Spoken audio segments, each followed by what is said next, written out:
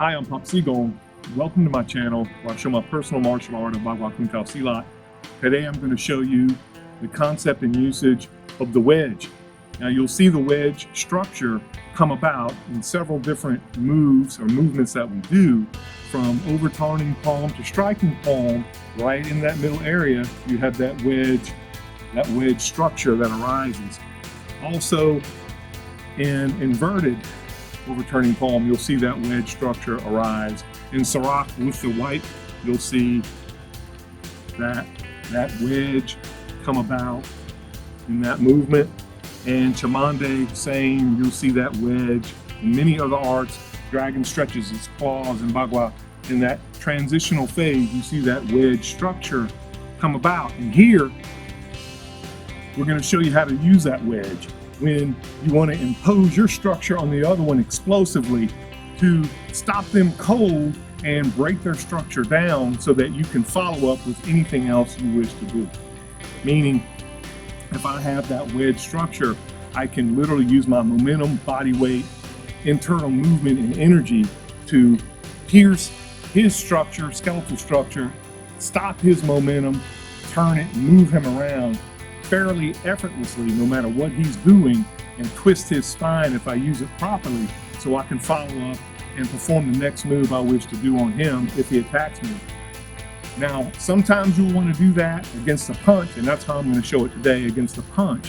When you can't evade, if you're just there and you see somebody throwing a punch at you, you can use the wedge to stop that punch cold and break his structure down and do whatever else you wish to do. One of the main concepts of the wedge structure is you don't stop moving as the person who's inflicting the wedge on your opponent. So if you see him begin to throw a punch with you, doesn't matter which shoulder I'm using. Say he's going to throw this one, so I'm not going to stop the momentum of that, but I'm going to keep moving, so I'm going to get behind that incoming punch and twist his skeleton by continuing my forward momentum. So when he throws a punch, you can see the punch was unsuccessful because I kept moving, and I was moving behind that punch, and he was spun on his spine and couldn't implement it. Now, what I'm showing you here with that wedge movement is when he throws that same punch on that side, the offending side, he's moved back, and I stopped so we wouldn't get off camera again. But that wedge idea can also be used with our footwork. And here you're beginning to learn, as a Bagua Kuntao Silat practitioner, how to take up that person's space and use your weight against his weight when he's moving in against you, much like grapplers wish to do and other type of martial artists wish to do. But that wedge movement, again, doesn't matter which side. Say he uses that left hand again of himself, he comes in to punch me, and I just wedge through. And you can see where I'm striking him on this wedge is right here where his delt meets his pec. That crease right there, I'm wedging, and I'm using my hands just like, again, we're doing this movement, and it's this wedge where I'm striking here. Same on the other side. Say he wants to strike me with that left hand, we tried with the right, so I did it. This is basic level. The footwork is very basic. So I'm going to show you again. Say he throws that left hand punch. That's how you do it to defend yourself against that swing punch coming in. I just wedge, just like the bow of the ship pushing itself through water, that resistance, I just plow myself forward, and a plow is another good analogy, and cut through him and his body to do so. Now follow-ups, we'll worry about that later, but right now I want you to get the idea of the wedge concept. So now you can see me hitting him on his right shoulder when he was throwing a left-hand punch, but even more obviously, if I throw it and he's throwing a right-hand punch on his right shoulder. And again, we're being gentle here so he doesn't see it, but it's this movement. And you can see, it's like almost like I'm throwing a strike, but not. I'm maintaining this, and I'm doing this to stretch myself out. If you can keep it just like this, meaning this wedge idea, elbows out and structure, almost like you're doing a bench press at your strongest moment, but I'm moving my weight and skeleton through him. You'll see he can't possibly move forward. Even so, even if I stay still and I don't take that step to interrupt him, Now he's going to make the punch. But even if I stay still and he comes forward, push, push, like you're, and you can see he's pushing, push hard. He can't, and I'm exerting no force at all. That structure is just so strong because his weight is pushing me deeper into the ground as he approaches. Push, push, push. Yeah, it's he's there, and it's really, and I'm exerting no muscular force other than holding my arms up, and he's just pushing me deeper in the ground as he approaches. You're using that idea as you impose and strike to keep from getting struck in the head by whatever he's doing. This is especially useful if somebody has a tire iron, a stick, or another weapon, and you just quickly close the distance and strike him right there. It's not going to be successful. The follow-up strike to that wedge, is going to be, as you might suspect, from this style movement, where you're in that transitional phase and making that skeletal structure. Is going to be strike to that delt area region, that crease between the anterior delt and the pec muscle. You're going to make that strike, and then that forearm shiver or strike here. I don't know if you can see here, that strike here, and then follow up by striking here. And you can see if I'm pushed him back and my legs here after I strike back here, the soft is the natural answer to that. And I did it slow and easy, so I don't want to necessarily leave him on the ground. But after that heavy of an impact to somebody, then you use that forearm strike, shiver, or you follow up with the elbow strike and you back on that rear foot and then taku them away. Or if you really do it and you pierce past him, striking that shoulder, forearm shiver, and then step back and do a descent and throw them on the ground. But this wedge idea, you can use it as a spontaneous, explosive, or emergency entry into somebody who's wailing punches, throwing down. Even if they're a little trained and throw a really good, straight, hard punch, you can use that wedge to allow that punch to slide off your arm while you enter on the inside of that space. You're totally dominating center line. Then you just arc off to the side to make that impact. Of course, you can make it to the chest, and it may have the same idea. However, with the chest, you're not twisting his skeleton or torquing his spine as necessary, and you may get hit anyway. You're not going to have that idea. As I said before, one of the benefits of this type of technique is you don't have to guess which arm he's going to throw, or you don't have to be aware. I've been punched so many times, I can tell just from the movement of the shoulder which one's going to come, or even kind of the dip of the head or the chin. But you don't have to know this, you don't have to see it. You just know he's plowing forward. Just pick a shoulder and go with it. And it's going to twist him around, throw him off balance, and that strike is never going to collide. And you can see it, we'll do it a few more times here so you can see it. Doesn't matter which one. And I'm doing it extended if I was going to do it, and I'll show you as I do it, but you're going to see a little more impact. Do it again. And you can see he took it.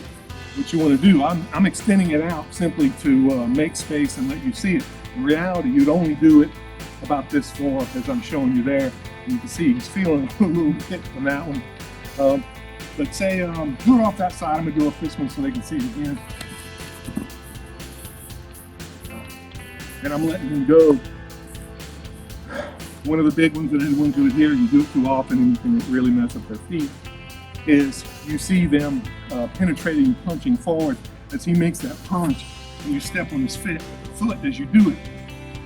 You have a heavy probability that you're going to damage his ankle severely or break his toes when you come forward, because it's really a stomp forward as you penetrate and pierce with that wedge structure into his body, and he's pinned to the ground, so he's gonna fall backward violently, and his ankle's gonna be stuck there. But his entire body weight is gonna, he could feel it even then a little bit, his toes are feeling my thing, but his entire body weight is going to wrench down quickly because you've just nailed his foot to the ground, and that ankle is going to be immobile.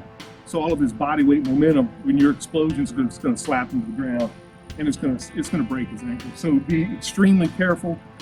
This is strictly a self-defense move. You shouldn't use this in sparring, but be knowledgeable about it. And even then, you can see him twist a little bit when I left my foot on there a little too long on his toes. He does have soft shoes, but I'm wearing old Docs, so they have a softer bottom, and I chose them on purpose to show that. Not my regular boots, which are far more brutal and more difficult and harder on the bottom, more difficult for the other person to try to bear and rinse through the pain. But in this one, you nail them down, you can continue that momentum, and that's what's going to happen.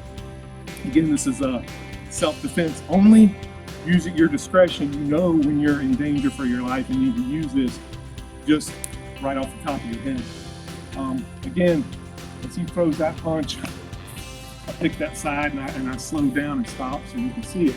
But even if he throws that side, I go the other.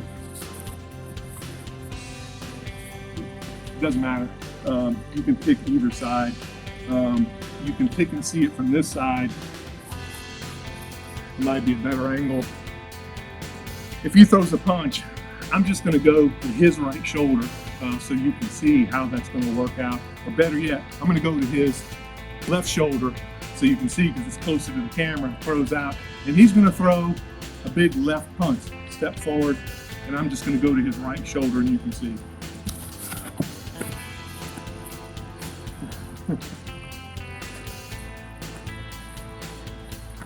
So let's try that again.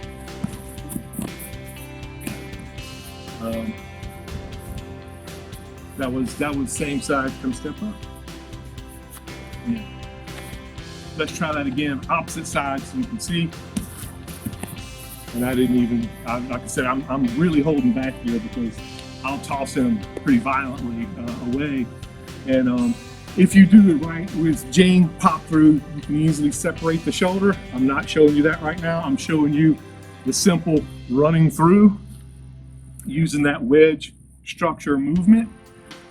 Again, this is, if you can't evade, you may be in a crowded area, you may have people beside you or other things beside you where you can't use an evasion or stepping technique to the sides, but you don't want to step back as his attacks will continue.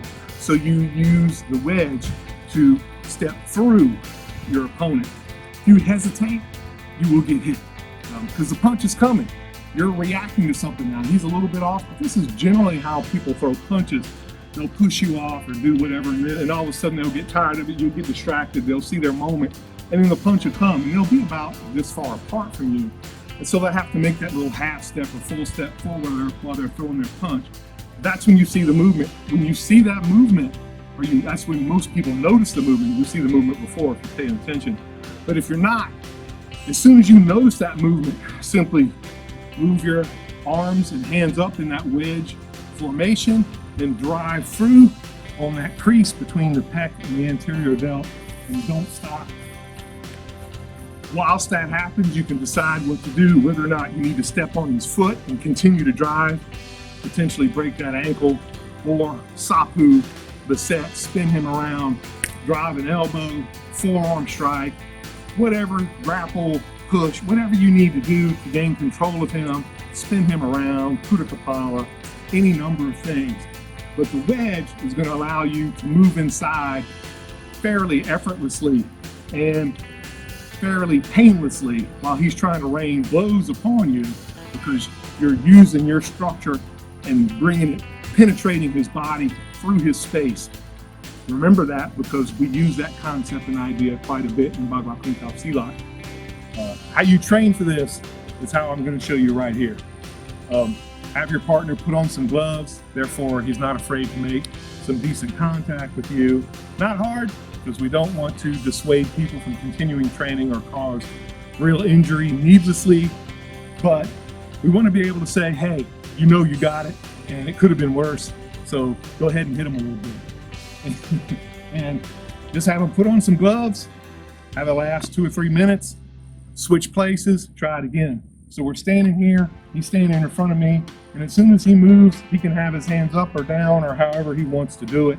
But as soon as he moves, wedge. And you'll see for yourself,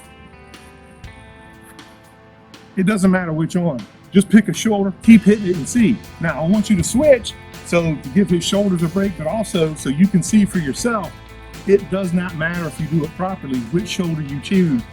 Whichever punch he throws, you won't get hit and you'll be able to enter his space. Also be sure, don't step on his feet on purpose or even by accident, but make sure not to step on his feet while you're driving through. Now I'm stopping so you can see on camera, but in reality, I want you to do it like this. I want you to make at least 3 steps through the person. So we're standing there, he's there, throw. Put him throw so you can see, and I didn't want to have this awkward staring contest. But the more explosive you can be, the better it will be. I'm trying not to be too explosive, because I don't want to just sling him to the ground, but he knows I can be far more explosive, you can see. But be a little bit, like you're just standing, all of a sudden, boom, just go. Practice your song, practice being relaxed and sunk, and then going from that movement to boom. This is also a recognition drill, so you can use safely while still practicing live with somebody with gloves trying to hit you. So he knows what it's like to try to hit you, and you know what it's like to use this wedge concept against that person. Can you use it on their face? Yes, but because you're extending and he's pushing back, those wild punches will likely make more of a connection. You're not twisting his spine. You're bending it back, but he's still following through to his center line, so you're more likely to get hit. Try not to hit him in the face unless you've already done this far and you're using him on purpose to bend him back, not as you're entering.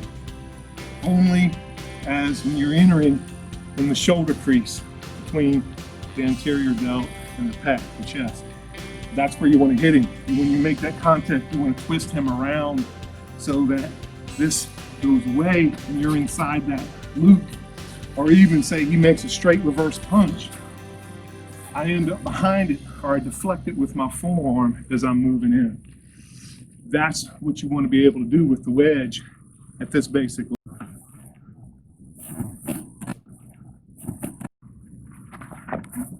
Yeah, and there he tried an uppercut, and I just did it and stopped him because momentum, and he couldn't move his spine or his hips forward, because I wedged him and froze his spine and twisted him around. Thank you for watching. Please like and subscribe so I can show more videos, and go to my website, www.popssigung.com, for more videos, forum, merchandise, and other stuff. See you soon. Level.